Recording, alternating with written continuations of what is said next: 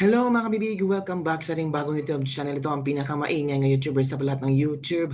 Ako si Kabibig, maglebak-lebak na daw with evidence. Naku po! Buti pa mga Japanese, tinawag si PRRD na isang hero. Diba? Yung ibang Japanese galit sa ginawa ng gobyerno natin na ipinagkalulu si Pangulong Duterte sa ICC. Japanese vlogger pinagtanggol si Pangulong Rodrigo Roa Duterte laban sa ICC. Tingnan mo, taga-ibang bansa, ibang lingwahe, hindi Pilipino, pero sila pa yung naka-appreciate kay Pangulong Duterte. Imagine, tatawaging isang hero si Pangulong Rodrigo Roa Duterte. Hindi ba tayo mahiya? Bakit tayo mahiya? Buti pa sila. They appreciate, they acknowledge kung ano ang ginawa ni Pangulong Duterte para sa bansa natin.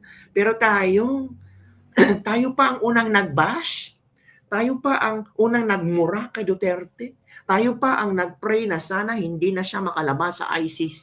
Yung mga bashers na iyan, yung mga pogi at magagandang bashers na iyan, grabe sila, no?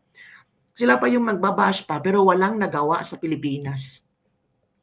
Yung mga bashers na yan, walang nagawa sa Pilipinas, kundi puro bash na lang. Eto kabibig ha, panoorin natin ang isang vlogger, a Japanese vlogger, kung saan diniscuss niya kung ano ang reaksyon ng mga Japanese sa nung nalaman nila kung ano ang nangyari kay Pangulong Rodrigo Roa Duterte.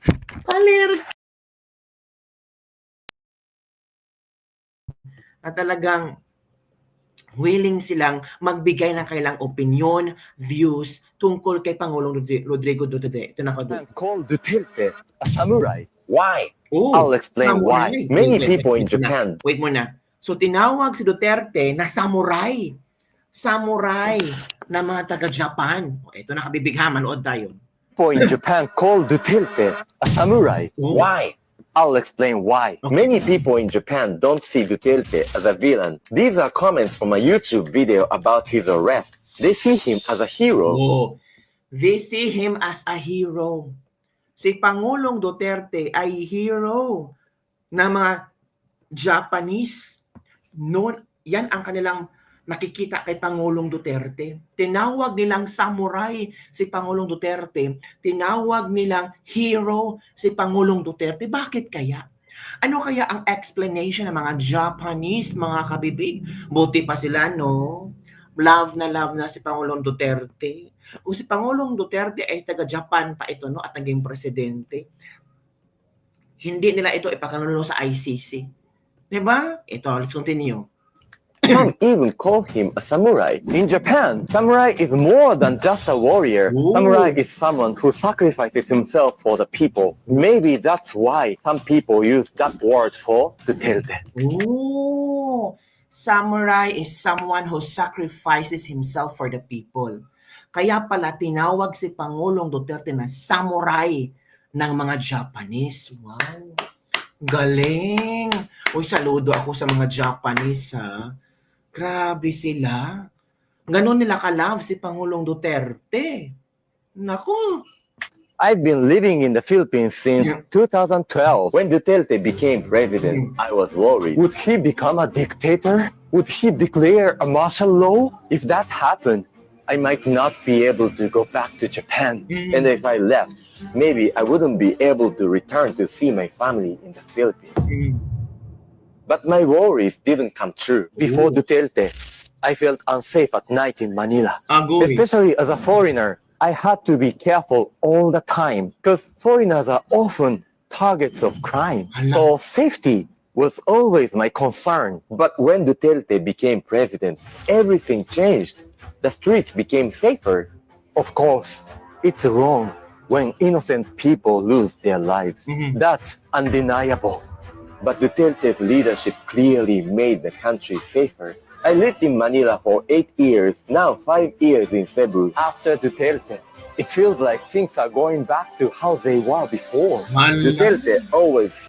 Sabi niya, after Duterte daw, parang bumalik yung kaba ko, yung buhay ko noon na parang natatakot akong lumabas sa sa mga streets na parang every now and then nararamdaman mo may posibleng mga krimen na mangyayari. Pero nung panahon Duterte, napaka safe ng Pilipinas. O sino ditong agree?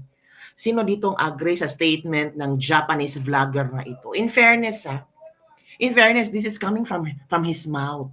This is his observation nung naupo si Pangulong Duterte at nung after umupo si Pangulong Duterte, ano ang Pilipinas nung nakaupo si Pangulong Duterte? Safe na safe daw. Oo, yung mga krimen ay talagang bumaba talaga at parang safe na safe kang lumabas. Pero ngayon daw parang bumalik sa dati. Hala ka, kaya naman ito. Uy. Said he would do anything to protect the Philippines. Maybe he thought it was worth it, even if people hated him. Even if it was worth it. Even people are hating him. Even na, pinapapunta siya sa ICC. he lost his freedom. That way of thinking is similar to the samurai's duty. But now, he has been arrested. Was it really necessary? What do you think? Is Duterte a hero, a villain, or a modern samurai who sacrificed himself for the country? Comment below. Gusto kong malaman, nagtanong ang isang Japanese vlogger. Ano nga ba si Pangulong Duterte sa'yo? Is he a hero? Is he a villain?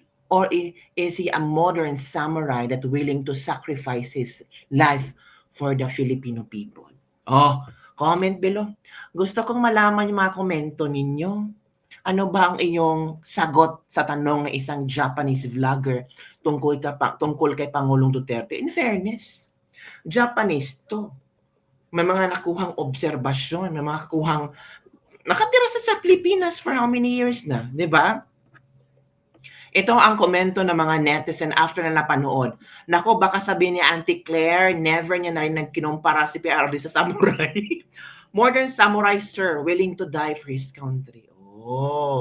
For me, Tatay Digong is a living hero and a samurai who sacrificed himself for the love of the country and for the Filipino people, who will love him so much and will fight for him till the end. A living hero and a samurai. I remember they're good friends with your former Prime Minister Shinzo Abe when he was alive, to even visiting PRRD at his home in Davao. He is our legendary samurai. Sabi dito, ICC, I hope you know what you're doing. You're hurting the majority of the Filipino people. Wow, pati ibang lahi hanga kay Pangulong Rodrigo Roa Duterte. Tingnan mo, mabuti pang ibang lahi. Now I know the real meaning of samurai. You're right, Duterte is the real samurai. He does not fear if he's going to die for his country. Yun ang mga komento ng ilang mga natin. Ang daming nagkomento at, in fairness, maraming Pilipino ang naniniwala na inosente si Pangulong Duterte. Filipino don't understand what samurai philosophies are but understood na may sakripisyong ginawa si Pangulong Rodrigo Roa Duterte. Mga kabibig ba yun? Exactly, he is our modern samurai. So mga kabibig, ano si Pangulong Duterte? How do you describe Pangulong Duterte? Tayo naman, we experience the government of Pangulong Duterte. How do you describe him? A hero? A villain?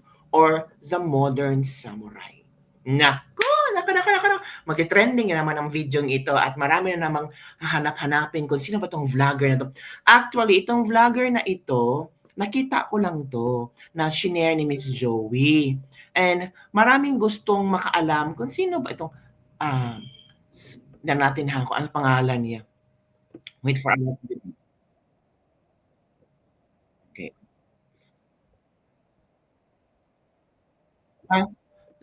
Sayoshi and Cats, Sayoshi and Cats pala.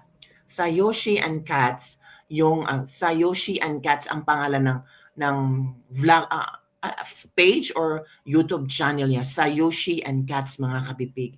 Talagang shinare niya ang kanyang karanasan, shinare niya ang kanyang obserbasyon, shinare niya ang kanyang political views regarding sa aresto ni Pangulong Duterte at kung ano ang reaksyon ng mga Japanese sa nangyari. Mostly Japanese nag-comment na Duterte is a hero. Oy, magalit na naman kayo. So yun lang kabibig. Don't forget to like, subscribe, and share this video. Bye everyone. See you next time. Oh, ano si Duterte sa'yo? A hero? A villain? Kontrabida ba? Or a modern samurai? Comment down below.